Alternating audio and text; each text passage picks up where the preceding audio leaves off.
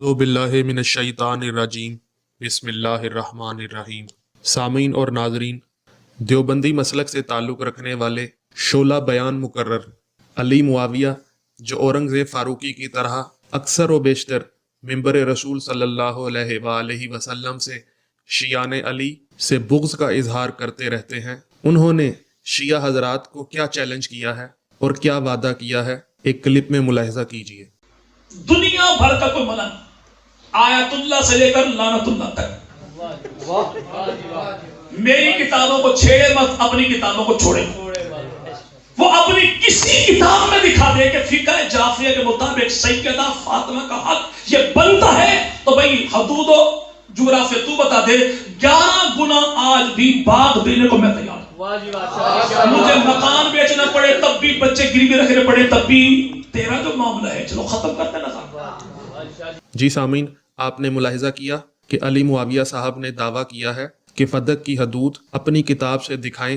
پچھلی ویڈیو میں آپ کو غیر شیعہ علامہ سبط ابن جوزی کی کتاب تذکرۃ الخواص اور غیر شیعہ علامہ زمخشری کی کتاب ربیع الابرار سے فدق کی حدود جو امام موسیٰ کاظم علیہ الصلوۃ والسلام نے ہارون رشید کو بتائی تھی دکھا چکا ہوں۔ آج اسی سلسلہ کو آگے بڑھاتا ہوں۔ ادیب، فاضل، شاعر اور کاتب بہاؤالدین محمد بن الحسن بن محمد بن علی بن حمدون بغدادی، جو ابن حمدون کے نام سے مشہور تھے اور آپ کی کنیت ابو المعالی تھی، اور آپ نے 562 ہجری میں یعنی آج سے قریباً 900 سال پہلے وفات پائی، نے اپنی کتاب التذکرۃ الحمدونیہ جلد 9 صفحہ 299 میں بھی امام موسیٰ کاظم علیہ الصلوۃ والسلام کا ہارون رشید کو فدق کی حدود بیان کرنا نقل کیا ہے۔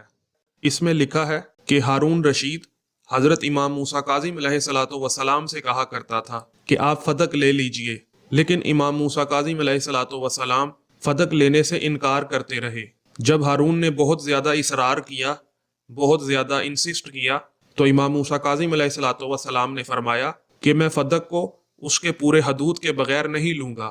تو ہارون رشید نے پوچھا کہ اس کی حدود کون سی ہیں؟ تو امام موسیٰ کاظم علیہ الصلوۃ والسلام نے فرمایا کہ اس کی پہلی حد عدن ہے۔ تو ہارون رشید کا چہرہ بگڑ گیا، کہنے لگا دوسری حد کیا ہے؟ تو امام موسیٰ کاظم علیہ الصلوۃ والسلام نے فرمایا کہ فدق کی دوسری حد سمرقند ہے۔ تو ہارون رشید کا چہرہ اور متغیر ہوا اور غصے سے لال پیلا ہو گیا، اور ہارون رشید کہنے لگا کہ تیسری حد کیا ہے؟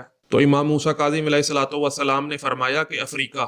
ہارون رشید کا چہرہ اب سیاہ ہو گیا۔ تو ہارون رشید نے کہا کہ چوتھی حد کیا ہے؟ تو امام موسیٰ کاظم علیہ الصلوۃ والسلام نے فرمایا کہ سیف البحر، جو خضر اور آرمینیا کے قریب ہے۔ تو ہارون رشید نے کہا پھر ہمارے لیے تو کچھ بھی باقی نہ رہا، اس کا مطلب تو یہ ہوا کہ آپ میری جگہ لینا چاہتے ہیں۔ تو جناب امام موسیٰ کاظم علیہ الصلوۃ والسلام نے فرمایا کہ میں نے تو تجھے بتا دیا تھا کہ اگر میں فدق کی حد بندی بیان کروں تو تو واپس نہیں کر سکے گا۔ پس اس وقت سے ہارون نے آپ کے قتل کا شدید ارادہ کر لیا اور آپ کو ٹھکانے لگانے کی ٹھان لی۔